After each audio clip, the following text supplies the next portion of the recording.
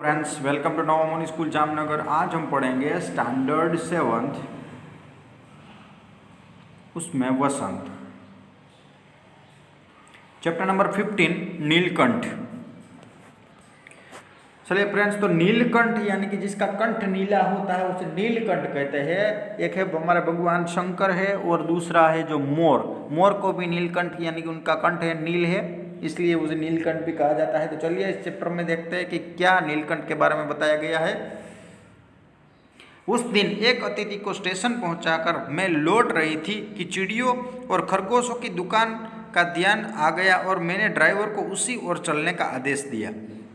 यानी कि एक दिन एक जो महिला थी, उसने अपने जो अतिथि घर पे जो गेस्ट आए थे, जो मेहमान आए थे, उसे स्टेशन पर पहुंचाकर वो वापस आ रही थी। चिड़ियों और खरगोशों की दुकान का ध्यान आ गया, यानी कि जो दुकान थी उसमें चिड़िया और खरगोश रखे हुए थे। वहाँ पर ड्राइवर यानी कि वो गाड़ी में जा रही थी, ड्राइवर को कहा कि इस रास्ते पर आप चलिए। बड़े मियाँ चिड़िया वाले की दुकान के निकट पहुँचते ही उन्होंने सड़क पर आकर ड्राइवर को रोकने का संकेत दिया। मेरे कोई प्रश्न करने से पहले ही उन्होंने कहना आरंभ किया, सलाम गुरुजी, पिछली बार आने पर आपने मोर के बच्चों के लिए पूछा था। शंकरगढ़ के एक चिड़ी मार 2 मोर के बच्चे पकड़ लाया है। एक मोर है, एक मोरनी है, आप पाल लें। मोर के पंजों से दवा बनती है, जो ऐसे ही लोग खरीदने आए थे। आखिर मैंने सीने में भी तो इंसान का दिल है, मारने के लिए ऐसी मासूम चिड़ियों को कैसे दूँ? टालने के लिए मैंने कह दिया, गुरुजी ने मंगवाए हैं। वैसे यह कमबख्त रोजगार ही खराब है, बस पकड़ो पकड़ो, मारो मारो। तो अभी बड़े मियाँ चिड़िया वाले की दुकान है, वो नज़दीक आ रही थी, तो ड्राइवर को उस मैडम ने रोकने का संकेत दिया और कहा कि गुरुजी सलाम, जो ये 2 मोर के आपने अगले साल मैं मोर के बच्चे ले गई थी, मोर के बच्चे के बारे में पूछा था, तो शंकरगढ़ के एक चिड़ी मार ने मुझे 2 मोर के बच्चे पकड़ कर लाए गए थे। उसमें एक है मोरनी और एक मोर, आप उसको पाल लीजिएगा और उसके पंखों में दवा बनती है, इसलिए लोग उसको खरीदने के लिए तैयार है, लेकिन मैंने उसको मना कर दिया है। लोग सिर्फ अपने लिए ये सोचते हैं, अपने रोजगार के लिए, पैसे के लिए सोचते हैं, इसलिए बस पकड़ो पकड़ो और मारो मारो। बड़े मियाँ के भाषण की तूफान मेल के लिए कोई निश्चित स्टेशन नहीं है। सुनने वाला थक कर जहाँ रोक दे वहीं स्टेशन मान लिया जाता है। इस तथ्य से परिचित होने के कारण ही मैंने बीच में उन्हें रोककर पूछा, मोर के बच्चे हैं कहाँ है? बड़े मियाँ के हाथ के संकेत के अनुसरण करते हुए मेरी दृष्टि एक तार के छोटे से पिंजड़े तक पहुंची, जिसमें तीतरों के समान 2 बच्चे बैठे थे। पिंजड़ा इतना संकीर्ण था कि वे पक्षी शावक जाली के गोल फ्रेम में किसी बड़े चित्र जैसे लग रहे थे। यानी कि जो ड्राइवर थे बड़े मियाँ थे, उन्हें बड़े मियाँ की बात सुनकर बंद नहीं होती थी, इसलिए उस मैडम ने कहा कि मोर के बच्चे कहाँ आए कि, तो कि यहाँ वही ये जो पिंजड़ा है, पिंजड़े में रखे हुए हैं। मेरे निरीक्षण के साथ बड़े मियाँ की भाषण मेल चली जा रही थी। ईमान कसम गुरुजी, चिड़िया मार ने मुझसे इस मोर के जोड़े के नकद 30 रुपये लिए हैं। 12 कहा, भाई जरा सोच तो, अभी इनमें मोर की कोई खासियत भी है कि तू इतनी बड़ी कीमत ही मांगने चला? पर वह मुंजी को सुनने लगा। आपका ख्याल करते अचता पचता देने ही पड़ा। अब आप तो मुनासिब समझे। अस्तु 30 चिड़ी मार के नाम के और 5 बड़े मियाँ के ईमान के देकर जब मैंने छोटा पिंजड़ा कार में रखा, तब मानो वह जाली के चौखटे का चित्र जीवित हो गया। दोनों पक्षी शावकों को छटपटाने से लगता था मानो पिंजड़ा ही सजीव और उड़ने योग्य हो गया है। यानी कि उसके बाद जो है वो बड़े मियाँ का भाषण फिर से शुरू हो गया है। उन्होंने कहा कि चिड़ी मार को मुझे 30 रुपये देने पड़े थे और वो अपने पैसे दिए हैं, इसलिए ये सब हुआ, और इसी के चलते ही वो उसने 30 रुपये में वो पिंजड़ा खरीद लिया। यानी कि वो जो पक्षी के बच्चे थे मोर के, वो उन्होंने ले लिए। घर पहुंचने पर सब कहने लगे तीतर है, मोर कहकर ठग लिया है। तो सब ने घर ने कहा कि ये तो तीतर है, मोर नहीं है। कदाचित अनेक बार ठगे जाने के कारण ही ठगे जाने में की बात मेरे चिढ़ जाने की दुर्बलता बन गई थी। अप्रसन्न होकर मैंने कहा, मोर के क्या सुरखाब के पर लगे हैं? ये तो पक्षी ही चिढ़ा दिया जाने के कारण ही संभवतः उन पक्षियों के प्रति मेरे व्यवहार और यत्न के कुछ विशेषता गए। तो ये पक्षी है, घर पर गए तो सब लोग ऐसे कहने लगे कि ये मोर नहीं है तो तीतर है, आपको उन्होंने ठग लिया है, कि आपको गलत बताया है। तो लेखिका यहाँ पर जो मोर के बच्चे लेकर आई है वो उसने कहा कि कोई बात नहीं, जो भी हो, लेकिन हो है तो पक्षी ही है। पहले अपने पढ़ने लिखने के कमरे में उनका पिंजड़ा रखकर उसका दरवाज़ा खोला, फिर 2 कटोरों में सत्तू की छोटी छोटी गोलियों और पानी रखा। वे दोनों चूहेदानी जैसे पिंजड़े से निकलकर कमरे में मानो खो गए, कभी मेज के नीचे घुस गए, कभी अलमारी के पीछे। अंत में इसी लुका छुपी से थक कर उन्होंने मेरी रद्दी कागजों की टोकरी को अपने नए बसेरे का गौरव प्रदान किया। 2-4 दिन वे इसी प्रकार दिन में इधर उधर गुप्तवास करते और रात में रद्दी की टोकरी में प्रकट होते रहे। फिर आश्वस्त हो जाने पर कभी मेरी मेज पर, कभी कुर्सी पर और कभी मेरे सिर पर अचानक आविर्भूत होने लगे। खिड़कियों में तो जाली लगी थी, पर दरवाज़ा मुझे निरंतर बंद रखना पड़ता था। खुला रहने पर चित्रा, मेरी बिल्ली, इन नवांगतों को पता लगा सकती थी और तब उसके शोध का क्या परिणाम होता है यह अनुमान करना कठिन नहीं है। वैसे वह चूहों पर भी आक्रमण नहीं करती, परंतु यह तो 2 सर्वथा अपरिचित पक्षियों की अंधकार चेष्टा का प्रश्न था। उसके लिए दरवाज़ा बंद रहे और ये दोनों उसकी दृष्टि में ऐसे गहरी मेरी मेज को अपना सिंहासन बना ले। यह स्थिति चित्रा जैसी मानिनी मांजरी के लिए असह्य ही कही जाएगी। यानी कि दोनों जो पक्षी थी अभी क्या करने थे, वो मेरा कमरा था, यानी कि जो लड़के का कमरा था उसमें वो रहने लगे।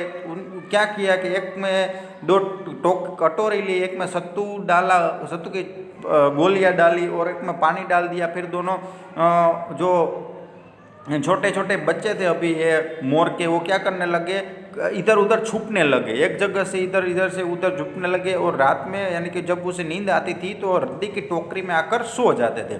2-3 दिन ऐसा लगा, फिर उसको अभी अच्छा लगने लगा कि ये कुछ नहीं करेगा, मारेगा नहीं, इसलिए वो क्या करने लगा, अभी वो धीरे धीरे मेज पर आने लगा, टेबल पर बैठने लगा। और कभी कभी तो वो उस लड़की के कहाँ पे सिर पर भी आकर बैठते थे, लेकिन वो खिड़कियाँ में जाली लगी थी इसलिए बाहर नहीं जा सकते थे। और जो दरवाज़ा है, कमरे का दरवाज़ा बंद करके रखना पड़ता था, क्योंकि जो बिल्ली उन्होंने एक पाली थी उसका नाम था चित्रा। तो बिल्ली भी कभी कभी उसे ऐसा डर लगता था कि बिल्ली अगर इन दोनों को मार डालेगी, तो इसलिए वो कमरे का दरवाज़ा बंद रखती थी। आम तो बिल्ली चूहों पर आक्रमण नहीं करती थी, लेकिन इन दोनों पक्षियों को देखकर अगर उसमें अभिमान आ जाए तो वो उस पर आक्रमण कर सकती थी, इसलिए वो दरवाज़ा हमेशा बंद ही रखती थी। जब मेरे कमरे का कायाकल्प चिड़िया खाने के रूप में होने लगा, तब मैंने बड़ी कठिनाई से दोनों चिड़ियों को पकड़कर जाली के बड़े घर में पहुंचाया, जो मेरे जीव जंतुओं का सामान्य निवास है। तो अभी दोनों चिड़िया है वो आए तो ये सब अस्त व्यस्त होने लगा, चिड़ियाघर जैसा होने लगा। तो उन्होंने क्या किया, घर में एक दूसरा कमरा था जहाँ जीव जंतु थे, सामान्य जीव जंतु रहते थे, वहाँ वो रख दिया। दोनों नवागंतुकों ने पहले से रहने वालों में वैसे ही कुतूहल जगाया जैसे नववधु के आगमन पर परिवार के स्वाभाविक है। लक्का कबूतर नाचना छोड़कर दौड़ पड़े और उनके चारों ओर घूम घूम कर गुटरगु की रागिनी आलापने लगे। बड़े खरगोश सभ्य सभापतियों के सामने क्रम से बैठकर गंभीर भावों से उनका निरीक्षण करने लगे। उनकी गेंदों जैसी छोटे खरगोश उनके चारों ओर उछल कूद मचाने लगे। तोते मानो भली भांति देखने के लिए एक आंख बंद करके उनका परीक्षण करने लगे। उस दिन मेरे चिड़ियाघर में मानो भूचाल आ गया। सो फ्रेंड्स, यहाँ पर इनके पास कई सारे दूसरे ऐसे जीव थे जिसमें थे कबूतर थे, तोता था, खरगोश थे, ये सभी अलग अलग जीव थे, उसमें रहते थे। तो इन दोनों पक्षियों को देखकर वो सब इनके साथ घूमने लगे, फिरने लगे, देखने लगे। और जैसे घर में एक नई नववधु, यानी कि जब किसी की शादी होती है तो घर में एक नववधु आती है, उसी तरह यहाँ भी दोनों चिड़िया नववधु की तरह सब देखने को बैठ गए थे। धीरे धीरे दोनों मोर के बच्चे बढ़ने लगे। उनका कायाकल्प वैसा ही क्रमशः और रंगमय था जैसे इल्ली से तितली का बनना।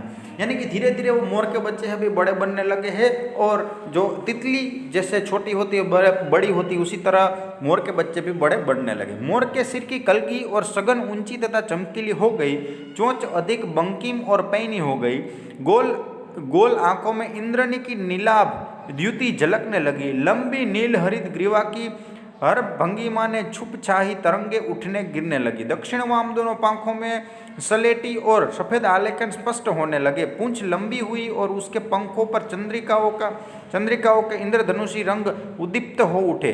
रंग रहित पैरों को गरीविली गति ने एक नई गरिमा से रंजित कर दिया।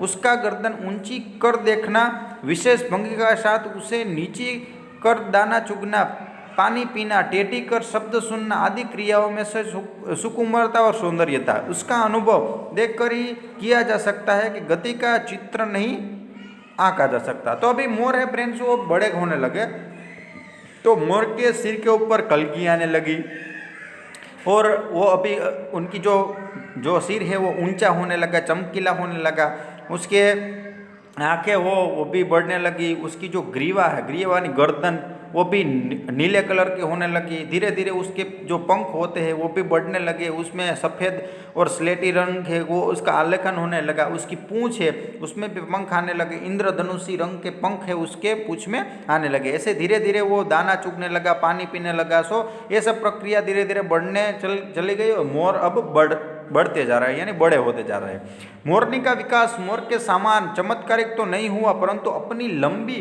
धूप छाही गर्दन, हवा में चंचल कलगी, पंखों की श्याम श्वेत पत्रलेखा, मंथर गति आदि से वह भी मोर की उपयुक्त सहचारणी होने का प्रमाण देने लगी। यानी मोर के मुकाबले मोरनी है उसका ऐसा सब नहीं हुआ, लेकिन जब मोरनी के अंदर जो गुण होते हैं वो मोरनी के अंदर आने लगे, जैसे चंचल यानी कि कलगी होने लगी, लंबी धूप छाई आ गई, श्याम श्वेत जो पत्र लेखा है पंखों में वो सब होने लगे।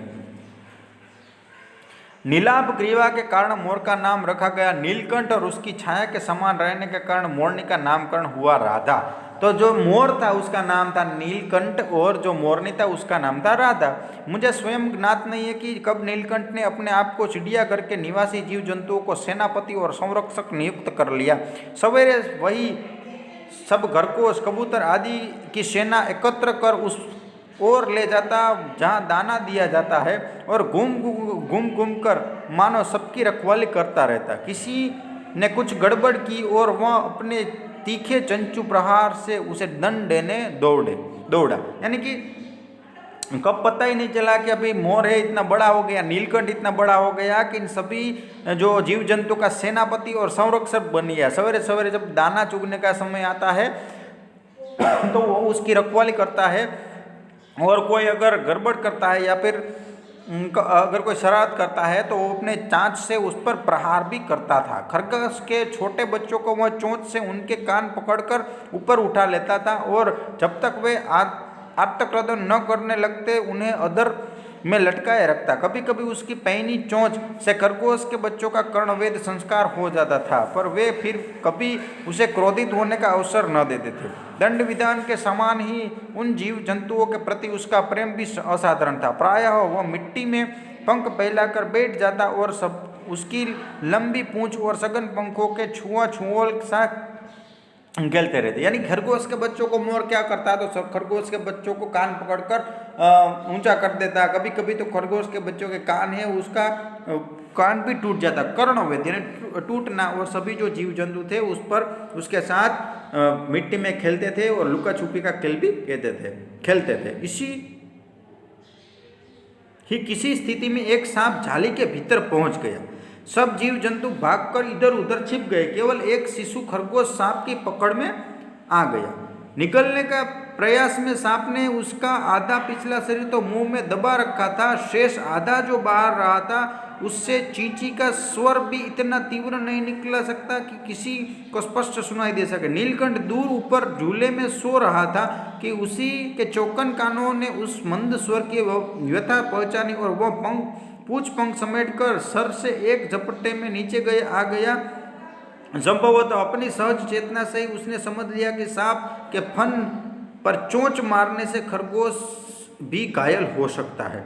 यानी कि फ्रेंड जो एक दिन क्या हुआ, देखिए पिक्चर में भी आप देख सकते हैं, जो सांप है उसमें खरगोश निकल रहा है। यानी कि एक दिन एक झाड़ियों में से सांप अंदर घुस गया और एक छोटे से खरगोश को उसने पकड़ लिया। तो वो उसकी आवाज़, आधा खरगोश उसका मुंह में था आधा बाहर था, तो उसकी आवाज़ बाहर तक नहीं आ रही थी। नीलकंठ लेकिन उसकी आवाज़ सुन गया और नीचे झपटा, तो चोंच मारने के लिए प्रयत्न किया। तो उसे पता था कि खरगोश को भी घायल हो सकता है। उसने सांप को फन के पास पंजों से दबाया और फिर चोंच से इतना प्रहार किया कि वह अधमरा हो गया। पकड़ ढीली पड़ते ही खरगोश का बच्चा मुख से निकल तो आया, परंतु निश्चेष्टा सा वहीं पड़ा रहा। यानी कि जो नीलकंठ था वो उसने सांप पर प्रहार किया, दोनों पंजों से दबाया और खरगोश के बच्चों को वहां से निकाला, लेकिन वो कैसा होगा, निश्चेष्ट हो गया और सांप भी अधमरा हो गया। राधा ने सहायता देने की आवश्यकता नहीं समझी, परंतु अपनी मंद केका से किसी असामान्य घटना की सूचना सब और प्रसारित कर दी। माली पहुंचा, फिर हम सब पहुंचे। नीलकंठ जब सांप के 2 खंड कर चुका तब उस शिशु खरगोश के पास गया और रात भर उसे पंखों से नीचे रखे उष्णता देता रहा। कार्तिकेय ने अपने युद्ध वाहन के लिए मयूर को क्यों चुना होगा, यह उस पक्षी का रूप और स्वभाव देखकर समझ में आ जाता है। यानी कि राधा यानी कि वो मोरनी थी, वहां पर जाने की आवश्यकता नहीं समझी। तो उसने क्या किया कि अपनी आवाज निकाल कर, आवाज कर सबने उसको यहाँ पे बुलाया। तो माली भी आ गया और नीलकंठ ने सब वहां पर पहुंचे। तो क्या हुआ, नीलकंठ ने सांप के 2 टुकड़े कर दिए थे और शिशु खरगोश यानी कि जो छोटा खरगोश था वो मुंह में सांप ने दबाया था, उसके रात पर उसके पंखों के नीचे ही उसने रखा। इसलिए ही कार्तिकेय भगवान ने उनको अपना वाहन चुना होगा। मयूर कलाप्रिय वीर पक्षी है, हिंसक मात्र नहीं। इसी से उसे बाज, चील आदि की श्रेणी में नहीं रखा जा सकता जिनका जीवन ही क्रूर कर्म है। यानी कि मयूर है ऐसा कलाप्रिय पक्षी है, वो क्रूर पक्षी नहीं है। नीलकंठ में उसकी जातिगत विशेषताओं तो थी ही, उनका मानवीकरण भी हो गया था। मेघों की सावली छाया में अपने इंद्रधनुष्य से के गुच्छे जे पंखों को मंडलाकर बनाकर वह नाचता था, तब उस नृत्य में एक सहजात लय ताल रहता था। आगे पीछे दाहिने बाएं क्रम से घूमकर वह किसी अलक्ष्य सम पर ठहर जाता था। यानी कि नीलकंठ है वो उसकी विशेषता भी जातिगत तो हो गई थी, लेकिन उसका मानवीकरण भी हो गया था। मानवी जैसा भी वो सोचने लगा था। यानी कि जब मेघ होता है, यानी कि जब बारिश होती है तब इंद्रधनुष्य के रंगों जैसा उसके पंखों आ गए थे। राधा नीलकंठ के समान नहीं नाच सकती थी, परंतु उसकी गति में भी एक छंद रहता था। वह नृत्य मग्न नीलकंठ की दाहिनी और एक पंख को छूती हुई बाईं ओर निकल आती थी और बाएं पंख को स्पर्श कर दाहिनी ओर। इस प्रकार उसकी परिक्रमा में भी एक पूरक ताल परिचय मिलता था। नीलकंठ ने कैसे समझ लिया कि उसका नृत्य मुझे बहुत भाता है, यह तो नहीं बताया जा सकता, परंतु अचानक एक दिन वह मेरे जालीगर के पास पहुंचते ही अपने झूले से उतरकर नीचे आ गया और पंखों को सतरंगी मंडलाकर छाता तान कर नृत्य की भंगिमा में खड़ा हो गया। तब से यह नृत्य भंगिमा नित्य का क्रम बन गई। प्रायः मेरे साथ कोई विदेशी अतिथि भी पहुंच जाता था और नीलकंठ की मुद्रा को अपनी प्रति सम्मान पूर्वक समझकर विस्मतापूर्ति हो उठता था। कई विदेशी महिला ने उसे परफेक्ट जेंटलमैन की उपाधि दे डाली। जिस नुकीली पैनी चोंच से वह भयंकर विस्तार को खंड खंड कर सकता था, उसी मेरी हथेली पर रखे हुए भुने चने ऐसी कोमलता से होले होले उठाकर खाता था कि हंसी भी आती थी और विस्मय भी होता था। फलों के वृक्षों से अधिक उसे पुष्पित और पल्लवित वृक्ष भाते थे। सो फ्रेंड्स, यहाँ पर नीलकंठ है वो बारिश का समय में नाचता था, लेकिन राधा है उसके साथ नाच नहीं सकती थी, लेकिन उसके आसपास वो घूमती रहती थी। वो अभी जो नीलकंठ है वो कई बार मेरे पास मेरे पास आता था, यानी जी लेखिका के पास आता था और अपनी नृत्य कला के में वो सामने हो जाता था। कई सारी विदेशी महिला उनके घर पर जो मेहमान आते थे, विदेशी महिला उसे परफेक्ट जेंटलमैन भी कहती थी और वो अपनी चोंच से जैसे ही सांप के टुकड़े टुकड़े कर सकता है, उसी तरह मेरे हाथ में जो चने हैं वो कोमलता से उठा कर खाता भी था। वसंत में जब आम के वृक्ष सुनहली मंजरियों से लद जाते हैं। अशोक नए लाल पल्लवों से ढक जाता था। तब जाली घर में वह इतना अस्थिर हो उठता कि उसे बाहर छोड़ देना पड़ता था। यानी वसंत के समय में भी वो बाहर जाना उसे पसंद था। नीलकंठ और राधा की सबसे प्रिय ऋतु तो वर्षा ही थी। मेघों के उमड़ आने से पहले ही वे हवा में उसकी सजल आहट पा लेते थे और तब उनकी मंद केका की गुंज अनुकुंज तीव्रतर होती हुई मानो बूंदों के उतरने के लिए सोपान पंक्ति बनने लगती थी। मेघ के गर्जन के ताल पर ही उसके तन्मय नृत्य का आरंभ होता था और फिर मेघ जितना अधिक गरजता, बिजली जितनी अधिक चमकती, बूंदों की रिमझिमाहट जितनी तीव्र होती, नीलकंठ के नृत्य का वेग उतना ही अधिक बढ़ता जाता और उसकी केका का स्वर इतना ही मद्र से मद्रतर होता जाता। वर्षा के थम जाने पर वह दाहिनी पंजे पर दाहिना पंख और बायां पंख फैलाकर सूखाता। कभी कभी वे दोनों एक दूसरे के पंखों से टपकने वाली बूंदों को चोंच से पी पीकर पंखों का गीलापन दूर करते थे। इस अनोदोत्सव की रागिनी में बेमेल स्वर कैसे बज उठा, यह भी एक करुण कथा है। जो नीलकंठ और राधा के जो प्रिय ऋतु है वो है वर्षा ऋतु है। यानी वर्षा ऋतु के अंदर वो क्या करते थे, तो वर्षा ऋतु के अंदर वो बारिश में भीगते थे, नृत्य करते थे। जब ज़्यादा से ज़्यादा बारिश होती थी तब उन्हें ज़्यादा मज़ा आता था। एक दिन मुझे किसी कार्य के नखासकों से निकालना पड़ा और बड़े मियाँ ने पहले के सामान कार को रोक दिया।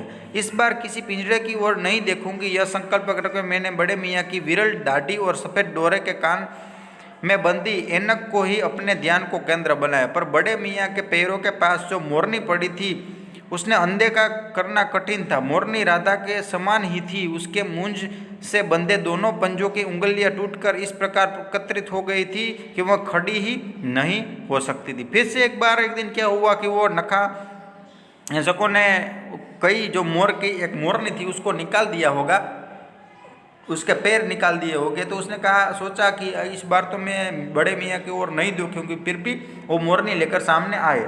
बड़े मियाँ की भाषण में फिर दौड़ने लगी। देखिए गुरुजी, कमबख्त चिड़ीमार ने बेचारी का क्या हाल किया है। ऐसे कभी चिड़िया पकड़ी जाती है। आप ना आई होती तो मैं ऐसे सिर पर इसे पटक देता, उसी के सिर पर इसे पटक देता। पर आपसे भी यह अधमरी मोरनी ले जाने को कैसे कहूँ। तो फिर से ऐसा कहा कि उसकी जो बातें बनाने की प्रक्रिया है वो तो चालू हो गई, लेकिन कहा कि आप ये जो पैर नहीं है ऐसे अधमुई है, वो आप कैसे इसको ले जाओगे। सारांश यह है कि 7 रुपये देकर मैं उसे अगली सीट पर रखवा कर घर ले आई और एक बार फिर मैंने पढ़ने लिखने का कमरा अस्पताल बना। पंजों की मरम पट्टियाँ और देखभाल करने पर वह महीने भर में अच्छी हो गई। उंगलियों वैसे ही टेढ़ी मेढ़ी रही, परंतु वह ठूठ जैसे पंजों को डगमगती हुई चलने लगी। तब उसे जालीघर में पहुंचाया गया और नाम रखा कुब्जा। नाम के अनुरूप वो स्वभाव से ही कुब्जा की प्रमाणित हुई।